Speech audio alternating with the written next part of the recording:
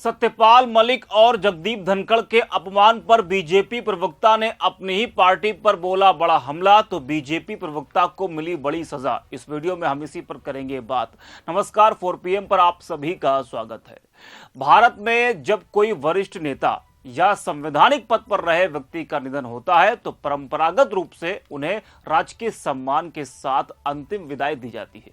लेकिन हाल ही में कई राज्यों के राज्यपाल रह चुके सत्यपाल मलिक के अंतिम संस्कार में राजकीय सम्मान न दिए जाने पर विवाद खड़ा हो गया। सत्यपाल मलिक के अंतिम संस्कार में राजकीय सम्मान न देने को लेकर विपक्षी दलों ने केंद्र सरकार और बीजेपी पर तीखा हमला बोला। साथ ही साथ जगदीप धनखड़ के अचानक इस्तीफा और उनका फेयरवेल न होने पर भी सवाल खड़े किए। लेकिन सत्यपाल मलिक का राजकीय सम्मान के साथ अंतिम संस्कार न किए जाने को लेकर विपक्ष ज्यादा भड़का हुआ।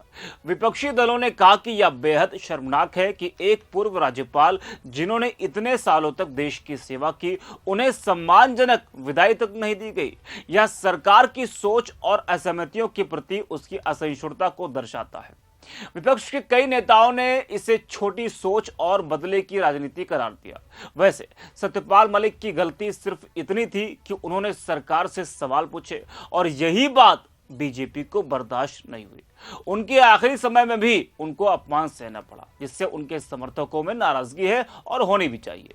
वहीं राजस्थान बीजेपी के प्रवक्ता हैं कृष्ण कुमार जानू। उन्होंने सत्यपाल मलिक और जगदीप धनखड़ के अपमान पर आवाज उठाई, अपनी ही सरकार को घेरा, बड़ा हमला बोला, अहंकारी तक बता दिया, जिसके बाद बीजेपी ने अपने नेता को बड़ी सजा दी है। जी हां, बता दें कि बीजेपी ने राजस्थान के प्रवक्ता कृष्ण कुमार जानू को बाहर का रास्ता दिखा दिया। अब वो अगले 6 साल तक बीजेपी में शामिल नहीं हो सकेंगे। मतलब आप आवाज उठाओगे, सच बात बोलोगे तो आपको पार्टी से बाहर का रास्ता दिखा दिया जाएगा। पार्टी में रहना है तो मुंह बंद करके रहना होगा। दरअसल कृष्ण कुमार जानू ने जम्मू कश्मीर के पूर्व राज्यपाल सत्यपाल मलिक और देश के पूर्व उपराष्ट्रपति जगदीप धनखड़ का पक्ष लेते हुए मीडिया के सामने अपनी ही पार्टी को खरी खोटी सुनाई थी। उन्होंने सरकार को अहंकारी तक बता दिया था और बिल्कुल सत्यपाल मलिक के मामले में सरकार का अहंकार दिखाई दिया, जिसको लेकर बीजेपी प्रवक्ता ने हक बात बोली। इसकी वजह से पार्टी के खिलाफ बयान देने के बाद बीजेपी आलाकमान ने उन्हें 6 साल के लिए सस्पेंड कर दिया। पार्टी की अनुशासन प्रक्रिया के तहत कृष्ण कुमार के खिलाफ एक्शन लिया गया है। 20 जून को ही कृष्ण कुमार को कारण बताओ नोटिस जारी किया गया था। दरअसल कृष्ण कुमार का एक वीडियो सोशल मीडिया पर तेजी से वायरल हुआ था, जिसमें वो पार्टी की आलोचना करते दिखाई दे रहे थे। उनका कहना था कि पूर्व गवर्नर सत्यपाल मलिक के साथ बीजेपी के उच्च अधिकारियों ने अपमानजनक व्यवहार किया है। वहीं जगदीप धनखड़ के द्वारा उपराष्ट्रपति पद से इस्तीफा देने के बाद भी कृष्ण कुमार ने अपनी पार्टी पर सवाल खड़े किए थे। बता दें कि जगदीप धनखड़ और कृष्ण कुमार दोनों जाट समुदाय से ताल्लुक रखते हैं।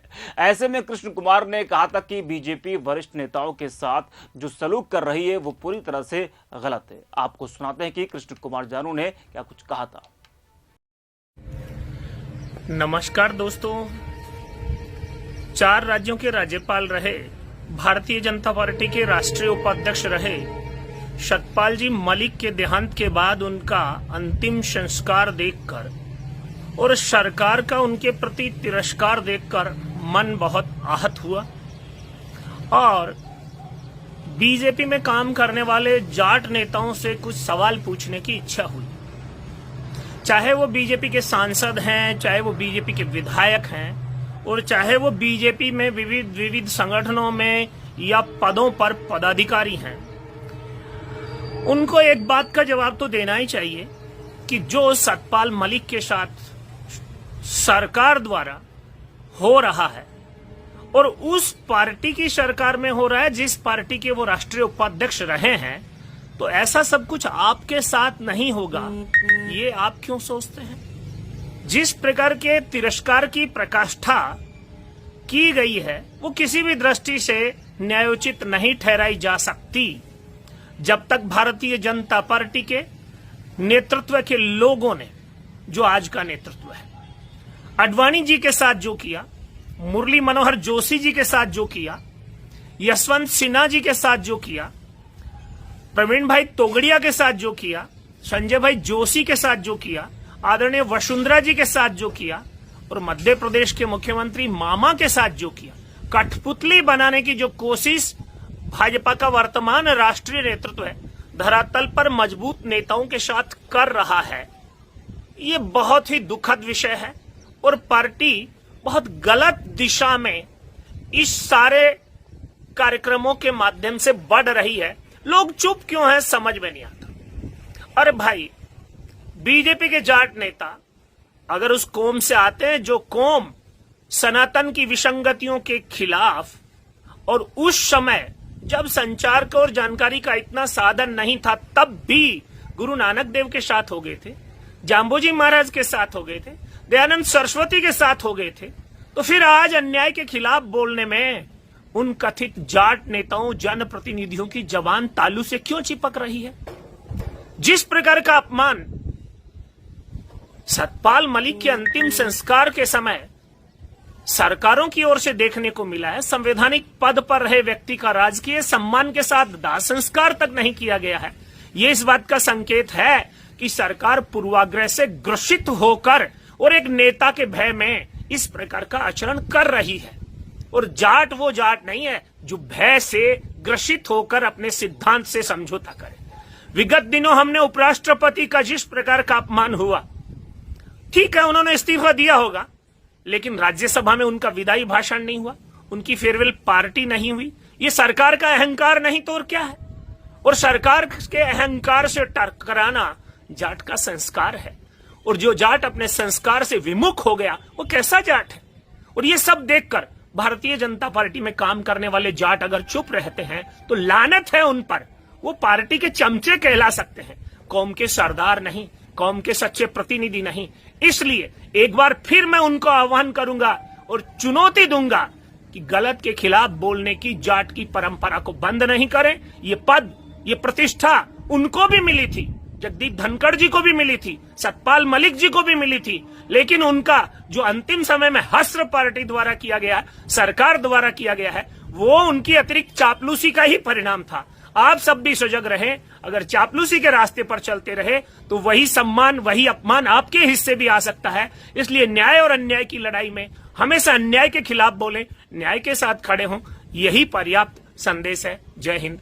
तो देखा और सुना आपने, यही बयान नेताजी को भारी पड़ गया और उन्हें पार्टी से बाहर होना पड़ा। इस खबर के बाद सोशल मीडिया पर भी लोगों का गुस्सा फूट रहा है। सुमित नाम के यूजर है, वो लिखते हैं कि भारतीय जनता पार्टी अन्याय के खिलाफ उठी आवाज को नहीं दबा सकती। यह विरोध खुले मंच पर होगा, ना कि पर्दे के पीछे होगा। भारतीय जनता पार्टी किसान कौम विरोधी है, जिंदा हो तो जिंदा नजर आना जरूरी है। कृष्ण कुमार जी जानू, आपने जो साहस पार्टी में रहते हुए दिखाया वो काबिले तारीफ है। वही सुनील नाम के यूजर लिखते हैं कि देख लो व्हाट्सएप यूनिवर्सिटी वाले अंधभक्तों, जब तक मोदी की दलाली तो अंदर, अगर सही तो बाहर। बीजेपी ने राजस्थान के प्रवक्ता कृष्ण कुमार जानू को पार्टी से 6 साल के लिए निष्कासित कर दिया। कृष्ण कुमार ने सत्यपाल मलिक और जगदीप धनखड़ का पक्ष लेते हुए पार्टी की आलोचना की थी। आपको बता दें कि बीते दिनों जम्मू कश्मीर के पूर्व राज्यपाल सत्यपाल मलिक का निधन हो गया था। उनका अंतिम संस्कार राजकीय सम्मान के साथ नहीं किया गया था।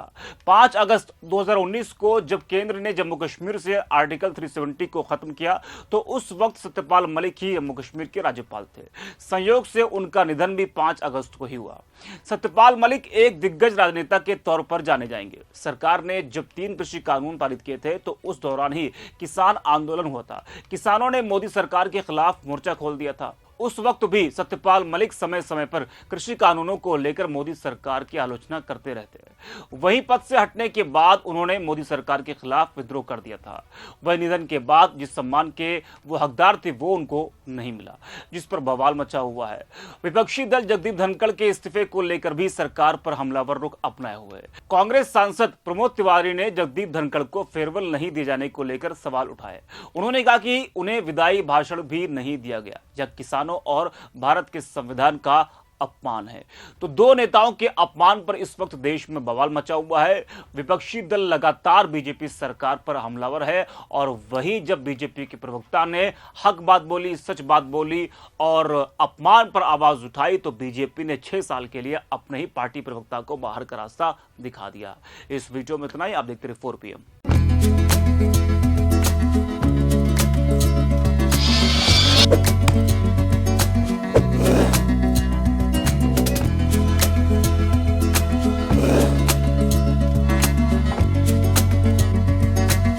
है।